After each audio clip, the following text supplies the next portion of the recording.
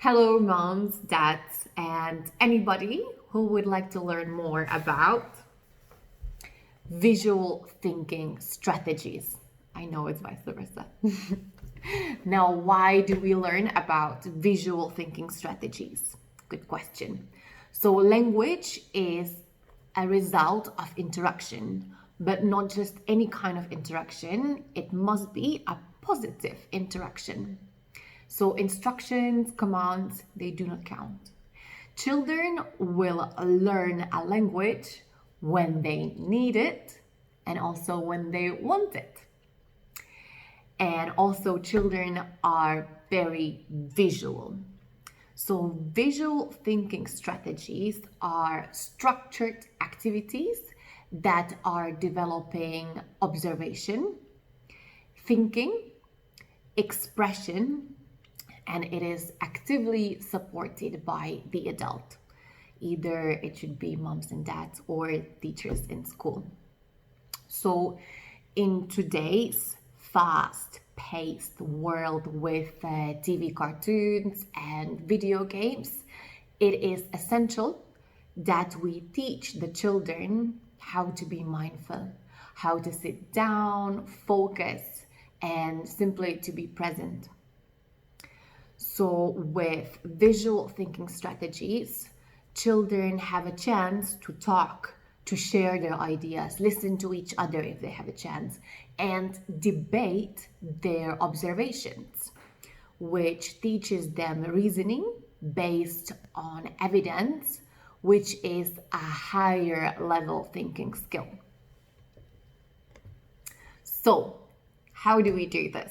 Let's dive in. Visual thinking strategy is an activity where we show children a picture and we tell them to take a few moments of silence. We can even give them a direction. Look at the picture from up to down, from left to right, and carefully watch everything that you see. Now, after a few moments of silence, we give them questions, but not just any questions. These have to be open-ended questions. Now, what do I mean by that? Open-ended questions, they require an answer, which is not just a single one. It's not yes or no.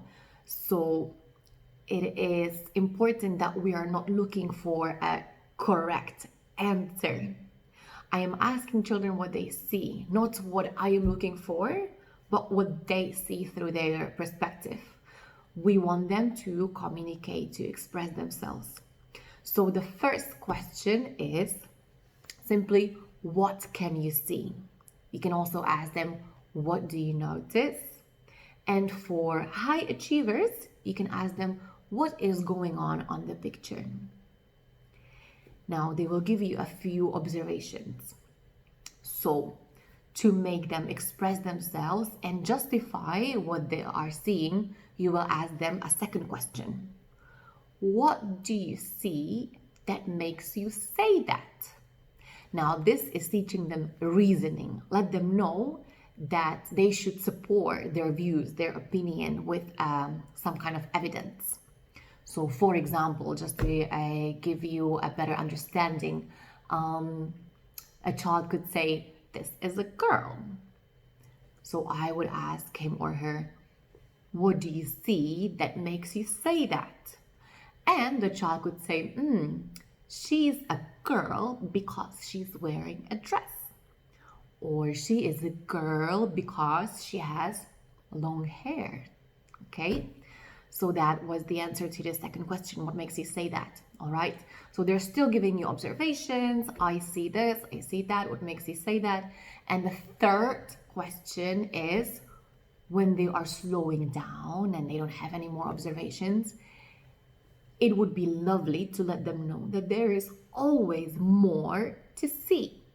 It's a beautiful picture. So it's not just a balloon and a child and a table that they see. So the third question is, what more can you find? Because there is always more they can find. Okay, so those were the 3 open-ended questions. So while the children are expressing themselves, what does the adult do? What am I doing? Okay, so number 1, I am listening carefully.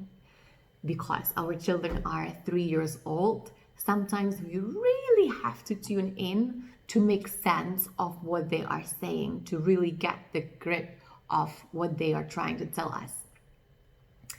Another thing that we are doing while they are describing, I am physically moving my finger and pointing to the thing that they are describing. So that would be called a visual paraphrasing. So I'm pointing at the things that they are describing.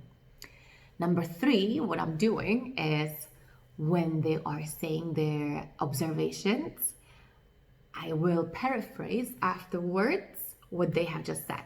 Number 1, to validate that I hear them. Number 2, to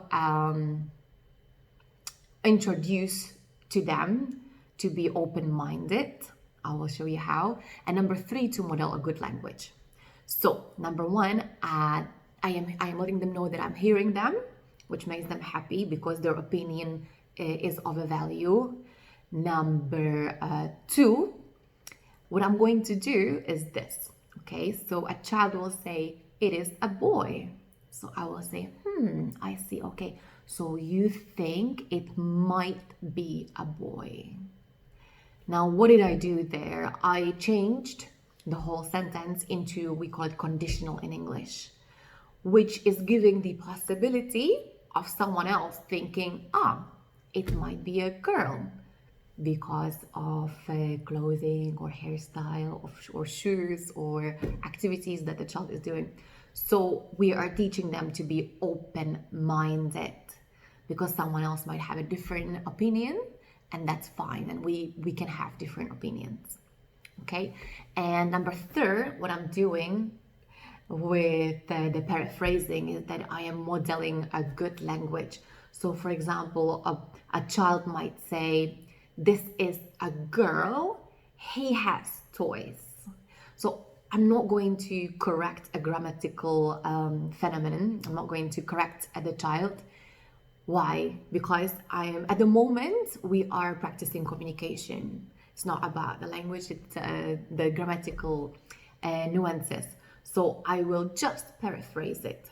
I will model the good language, and the child with time will pick it up without me correcting them. So I will say, right. So you think it could be a girl and she has toys? So I corrected the child without correcting him. So I'm just modeling a good language. So this is visual thinking in a nutshell. I hope you find it useful. I am sure you have many questions, so please don't be shy and ask me, ask us, and please let us know what you think and how is the technique going. All right, good luck. Bye.